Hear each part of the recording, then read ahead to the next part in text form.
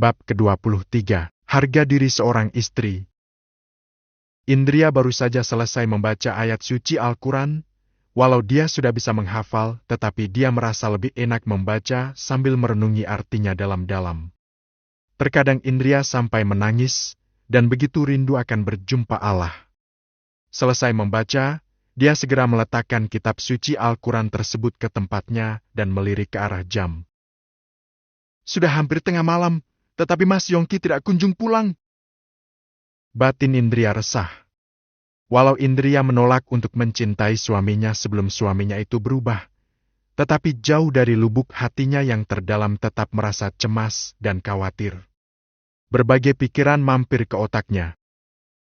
Apakah Mas Yongki pergi bersama Sinta juga?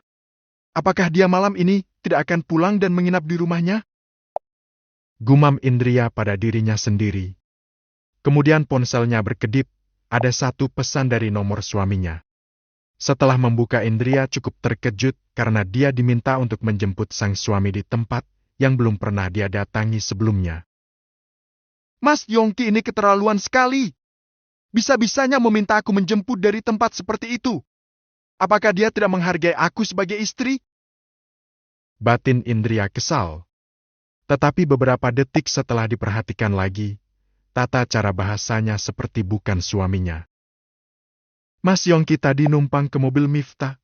Mungkin karena dia juga mabuk makanya meminta aku menjemput suamiku. Batin Indria kecewa. Walau egonya menolak untuk peduli, tetapi hatinya pada akhirnya memaksa tubuh untuk beranjak. Bagaimanapun juga suami adalah suami, terlepas dari sikap menjengkelkan yang mendarah daging sebagai istri. Indria juga ada kewajiban untuk membantu suaminya dan menuntunnya ke jalan yang benar.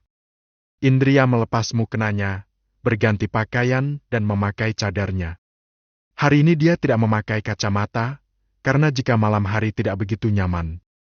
Sepanjang perjalanan Indria memantau ponselnya, melihat arah jalan yang sudah dikirimkan. Setelah menempuh perjalanan yang cukup panjang, Indria sampai juga, dan di depan klub ada suami serta beberapa orang yang tidak dikenal. Bahkan di sana juga ada Sinta. Wah, istrinya Yongki juga datang. Pekik Dani heboh. Wih, keren sekali dia, ujar Heru. Wah, bukan ma mobilnya, balas Bastian. Indria mencoba tenang, berhadapan dengan banyak lelaki asing seperti ini membuat dia merasa malu dan juga canggung. Bahkan tangannya sampai tremor, dia tak terbiasa dikelilingi oleh para lelaki apalagi di tempat seperti ini. Mas Yongki, ayo kita pulang. Ajak Indria mencoba tetap tenang. Tetapi Yongki sudah teler dan tidak berdaya lagi. Lelaki itu bersandar pada bahu Bastian. Kamu ngapain kemari? Biar Yongki pulang bersamaku. Sentak Sinta. Para lelaki hanya diam, menanti apa yang akan dilakukan oleh Indria. Apakah akan melawan atau menangis ketakutan?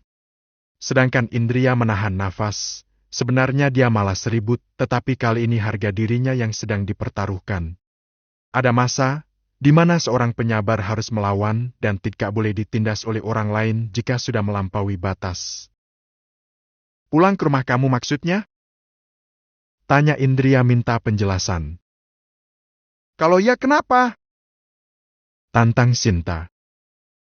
Atas dasar apa kamu membawa suamiku pulang ke rumah kamu? Mas Yongki sudah punya rumah sendiri dan tinggal bersamaku. Balas Indria tegas. Wah!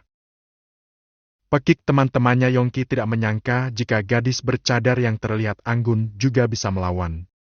Bahkan Miftah sampai terkagum-kagum. Tapi dia tidak mencintaimu dan hanya mencintaiku. Jawab Sinta bangga. Aku tidak peduli akan hal itu. Yang jelas pernikahan aku dan Mas Yongki sah secara agama dan negara. Jadi jika kamu berani memaksakan diri membawa suamiku pulang secara tidak langsung, kamu sudah merusak rumah tangga orang lain. Jangan lupa jika menjadi pelakor juga bisa terkena pasal.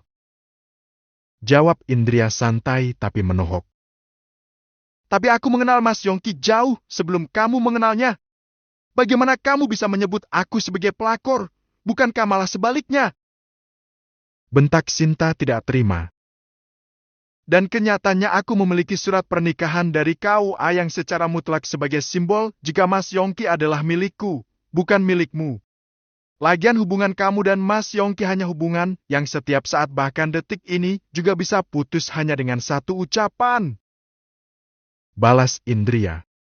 Malam ini Indria yang tidak memakai kacamata menyorotkan kedua tatapan mata yang begitu tajam, tapi tidak menghilangkan aura keanggunan. Teman-teman Yongki bagai tersihir dengan karakter Indria yang kuat, tapi elegan. Dan ucapan yang sangat baik menandakan Indria orang yang cerdas. Bagaimana? Masih mau membawa Mas Yongki pulang? Silakan saja. Tapi setelah ini mari kita bertemu di kantor polisi. Ancam Indria santai. Sinta ingin ngamuk, tapi menjaga nama baik di depan teman-teman Yongki. Mungkin jika hanya berduaan serasa ingin mencakar wajah Indria. Jangan bangga dulu hanya karena surat pernikahan dari KUA. Sebentar lagi aku juga akan memilikinya dan menendang kamu dari kehidupan Yongki. Balas Sinta berlalu pergi masuk ke mobilnya sendiri. Segitu cintanya kamu dengan suami orangnya, sampai rela menjadi istri kedua. Apakah Abah dan Uminya Mas Yongki sudah merestuimu? Ejek Indria kesal bukan main. Ah! Teriak Sinta semakin emosi. Indria diam saja tidak meladeni, dia lalu mendekat ke arah Miftah. Kak, saya minta bantuannya untuk memasukkan Mas Yongki ke mobil. Pinta Indria. Ah, iya. Jawab Miftah tergagap. Sungguh, sebenarnya Indria sangat tegang. Tetapi jika dia membiarkan suaminya berzina itu sama saja dia mendorong Yongki ke jurang dosa. Setelah Yongki dimasukkan ke dalam mobil, Indria memakaikan sabuk pengaman agar suaminya tidak rubuh. Indria, kamu keren. Memang pantas menjadi dosen idola. Puji Miftah tulus.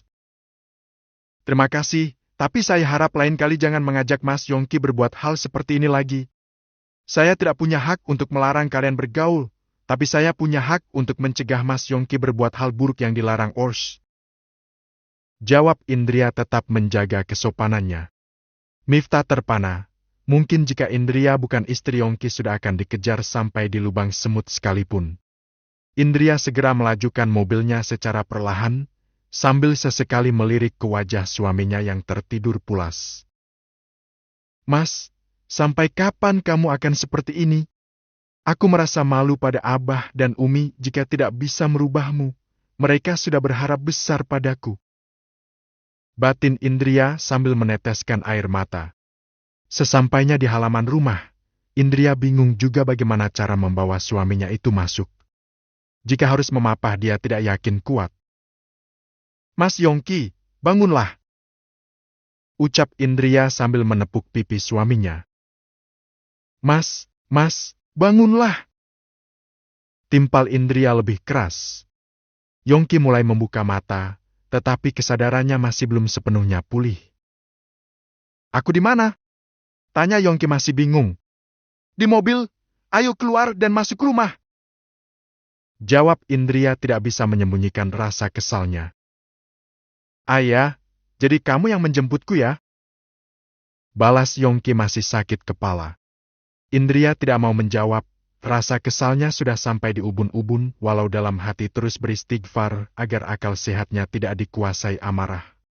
Indria keluar duluan, kemudian Yongki juga menyusul. Saat Indria membuka pintu rumah, tiba-tiba ada tangan kekar yang memeluknya dari belakang. Indria kaget, dadanya bergemuruh dan hatinya berdebar-debar. Jangan marah-marah lagi, jika kamu begitu membuat aku jadi frustasi. Bisik Yongki sambil memeluk dan meyandarkan dagunya ke atas kepala Indria. Indria sadar jika dia istri sah, jangankan memeluk, untuk lebih dari itu Yongki punya hak. Tetapi sungguh Indria belum siap. Dia selama ini tidak pernah bersentuhan dengan lelaki lain, membuat dia langsung tegang dan memanas. Mas kamu mabuk? Lepaskan tanganmu dan buruan tidur ke kamar. Jawab Indria gugup. Semenit saja, setelah itu aku akan menuruti semua ucapanmu. Jawab Yongki. Indri mematung, dia sama sekali tidak bisa bergerak dan tubuhnya terasa berat sekaligus panas.